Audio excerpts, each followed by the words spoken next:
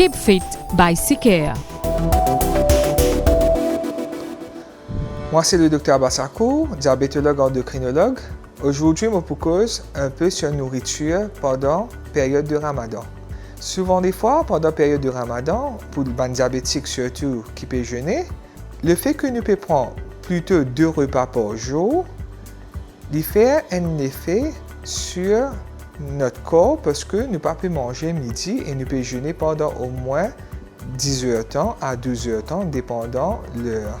Alors, c'est très important. La dernière fois, je mentionne sur les médicaments et les mythes.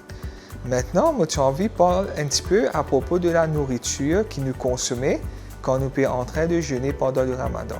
Nous, comme Mauriciens, souvent des fois pendant le Ramadan, nous mangeons un repas très copieux pour l'iftar et nous mangeons un repas très minime le matin.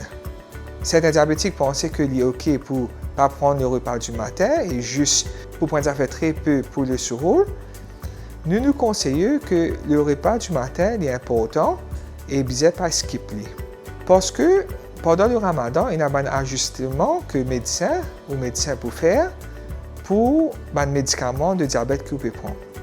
Le repas du soir, nous avons une tendance à manger un repas très copieux qui est capable d'augmenter notre glycémie beaucoup.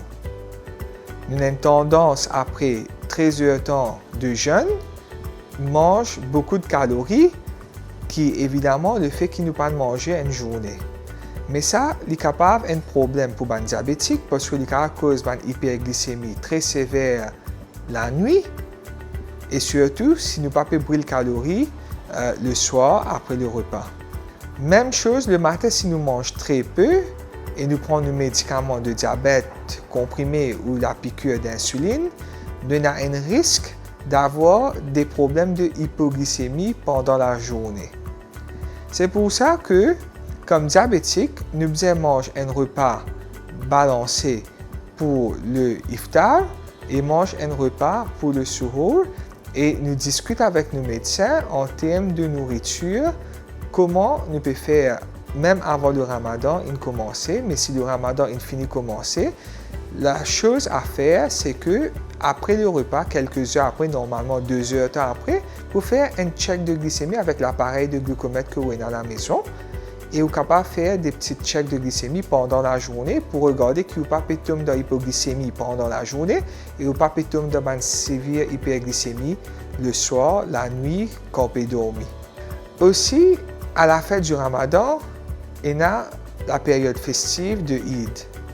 Et souvent des fois, les patients diabétiques et comme d'autres personnes qui ne sont pas diabétiques, nous consommons beaucoup de repas, beaucoup de nourriture en famille le jour de Eid et les prochains quelques jours. Ça est capable de faire un débalancement total dans notre taux de diabète quand nous jeûnons pendant 30 jours, quand nous ajustons nos médicaments et le lendemain, après le Ramadan est terminé, nous avons un jour de festif où nous mangeons beaucoup de calories et d'autres choses. C'est pour ça que c'est très important, nous mangeons en modération, nous mangeons des affaires saines et nous checkons nos diabètes et nous prenons nos médicaments. Merci pour votre attention. Je vous souhaite un bon Ramadan.